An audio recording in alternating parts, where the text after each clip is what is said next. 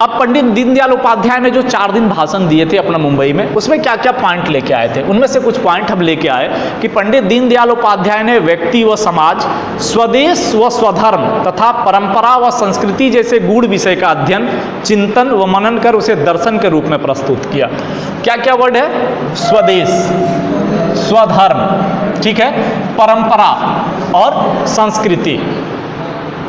आप चारों वर्ड पे ध्यान दीजिए। स्वदेश, स्वदेश उसको बोलते हैं जिसमें आप रहते हैं, ठीक है। तो आप जिस देश में रहते हैं उसका कुछ धर्म होगा, होगा ना कि नहीं होगा? हम भारत में हैं तो भारत का जो मेरा धर्म कहता है उसको तो हम मानेंगे ही। तो स्वदेश के साथ आपका क्या जुड़ जाएगा? धर्म। अब जब आप जिस देश में रह रहे हैं आपका कुछ धर्म है तो हर एक धर्म को निभाने की अलग अलग परंपरा होती है। यानी आपकी एक परंपरा है जिसको स्व परंपरा कहिए या परंपरा कहिए, है ना। वो कहीं रिटन में नहीं मिला, ऐसा मिला?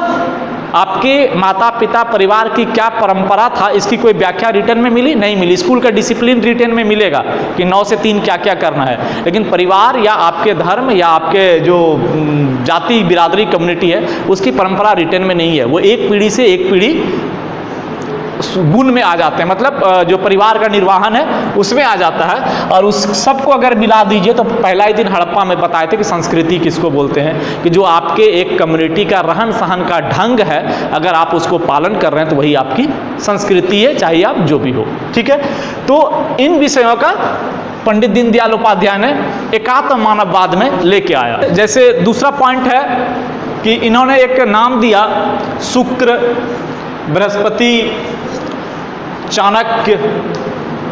शुक्र बृहस्पति का जो चर्चा करने का इनका मेन रीजन था, कहा जाता है कि आप सब चीज को अशुद्ध कर सकते हैं जो आपके पहुंच में है। आप किसको अशुद्ध कर, अगर मान लिया जाए हमारी दोस्ती आपसे है तो आपकी गुण हमरे तक आ सकता है, जो आपके पहुंच तक नहीं है उसमें नहीं आ सकता है। पंडित दीनदयाल उपाध्याय के अनुसार शुक्र बृहस्पति, शुक्र बृहस्पति क्या है? दूसरे प्लैनेट्स हैं, दूसरे ग्रह हैं। तो उनकी जो प्रॉपर्टीज है उसमें कहीं मनुष्य की प्रॉपर्टी या जो हमारा ब्रह्मांड, हमारा जो लोक है, मनुष्य लोक या विश्व है, इसका कोई प्रभाव नहीं है। तो कहा गया है कि राजनीति के बारे में उन्होंने बोला कि जो भारत की राजनीति है, भारत की राजनीति शुक्र बृहस्पति के जैसा शुद्ध होना चाहिए, यानी विशुद्ध नहीं, उसमें कुछ अशुद्धि नहीं होनी चाहिए। उस पर बहुत सारी चर्चा उठाया किया।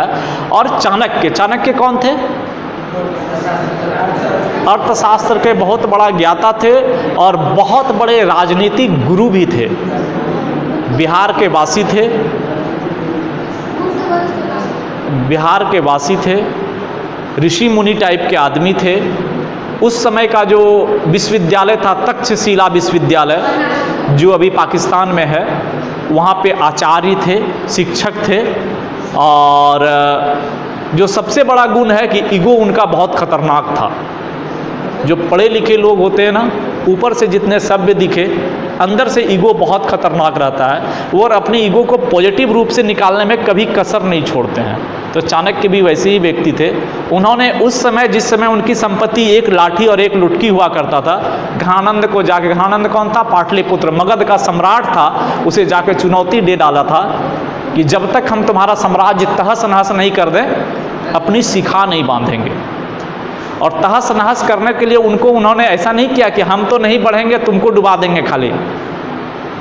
घनानंद के समान या उससे भी बहुत कहीं अधिक प्रतापी सम्राट तैयार कर दिया चंद्रगुप्त, जो बच्चा था, ऐसे ही मतलब अनाथ बच्चा था, उसे लेकर। तो ये गुरु में बहुत बड़ी गुण होती है अगर लेना चाहे तो। सेम तो वो चाणक्य की थी। तो चाणक्य की भांति आधुनिक राजनीति को सूची व शुद्धता के धरातल पर खड़ा करने की प्रेरणा दी। अगर आपने चाणक्य के बारे में पढ़ेंगे और चंद्रगुप्त को कैसे कैसे तैयार किया था, तो कभी भी चाणक्य ने चंद्रगुप्त को छल और छलावा के द्वारा आगे नहीं बढ़ाया था। उसमें पौरुष बढ़ाया, ज्ञान बढ़ाया, उसकी जो गुण था वो बढ़ाया, और भी बहुत सारी चीज़ है, वो अलग चीज़ है। तो ये दीनदयाल उपाध्याय का मानना था कि भारत की राजनीति भी उसी प्रकार की होनी चाहिए। उन्होंने कहा कि हमारी संस्कृति समाज व सृष्टि का नहीं अपितु मानव के मन, बुद्धि, आत्मा और शरीर का समुच्चय है। समुच्चय पढ़े? 9वां क्लास में था, पता नहीं हट गया क्या सिलेबस से। समुच्चय उसको बोलते हैं, मैथ में पढ़िएगा तो मिलना, यानी वो हम लोग यूनियन इंटरसेक्शन करके इंग्लिश में बोलते हैं, हिंदी में समुच्चय उप समुच्चय ऐसे करके पढ़ा रहा होता है। यानी जब आप छोटे छोटे अलग अलग चीज़ों को मिला के कुछ बड़ा चीज़ बनाइएगा तो मैथमेटिक्स की भाषा में समुच्चय बोला जाता है। तो वही बोला गया कि हमारा जो संस्कृति और समाज है ना, वो सृष्टि का नहीं है। ऐसा नहीं कि सृष्टि ने बना के दे दिया था, अपितु क्या है, बुद्धि, आत्मा और शरीर का समुच्चय है। जो आपका समाज है, आप ही का भोजूडी है, 4 समाज होगा। आप चारों समाज में जाके कुर्सी लगा के बैठिए, चारों का बात विचार व्यवहार संस्कृति अलग मिलेगा, चारों के शारीरिक बनावट अलग मिलेगा। जो जिस प्रकार के व्यवहार में रहेंगे, देखिएगा भगवान एक ही जैसा सबको बनाता है, लेकिन बनावट में अंतर मिलेगा। उसका जो आत्मा जनरली कहा जाता है, आत्मा क्या है, आत्मा वही ना नाश होता है ना जीवित हैं। आत्मा वही है जो एक मनुष्य से दूसरे मनुष्य को मिलाने का, प्रेम का एक जगह दिलाता है, वो अजर है, अमर है। तो वही बोला जाता है कि आप जितने समाज बदलेंगे उसकी आत्मा भी अलग अलग होती है, मतलब उसका जो आंतरिक सोच होता है वो भी अलग अलग होता है। तो इन सभी सारे चीज़ों का क्या है, समुच्चय है। ठीक है, उन्होंने इसी विचार व दर्शन को एकात्म मानववाद का नाम दिया, जिसे अब एकात्म मानव दर्शन के रूप में जाना जाता है। एकात्म मानव दर्शन राष्ट्रत्व के 2 परिभाषित लक्षणों को पुनर्जीवित करता है, जिन्हें चिति और विराट। चिति और विराट 2 शब्द हैं। ये सब शब्द पंडित दीनदयाल उपाध्याय के दिए गए शुद्ध शब्द हैं, जो है आपको अगर हिंदी अच्छा रहेगा तो मिल जाएगा। चिति का मतलब होता है आत्मा, तो उन्होंने चिति शब्द का प्रयोग किया देश की आत्मा के लिए, राष्ट्र की आत्मा के लिए, नॉट हमारी आत्मा। राष्ट्र भी एक प्रकार का क्या है, हमारे आपके जैसे ही है। राष्ट्र के भी एक, आपके एक संविधान की भी आत्मा होती है, आप जिसको मतलब व्याख्या करें आप, तो राष्ट्र की आत्मा का शब्द दिया चिति। और विराट जो शब्द है, हर एक शक्ति, अगर आप में कुछ एनर्जी है तो उसका कुछ एक इंटरनल पावर, एक शक्ति है। ऊर्जा प्रदान करने के लिए शक्ति की ज़रूरत है। कभी कभी क्या होता है कि हमें धर्म से भी ऊर्जा प्राप्त होती है, और भी बहुत सारी चीज़ें उससे ऊर्जा प्राप्त होती है। तो इसीलिए बोला गया कि विराट, यानी विराट वो शक्ति है जो राष्ट्र को ऊर्जा प्रदान करता है, राष्ट्र को ऊर्जा प्रदान करता है।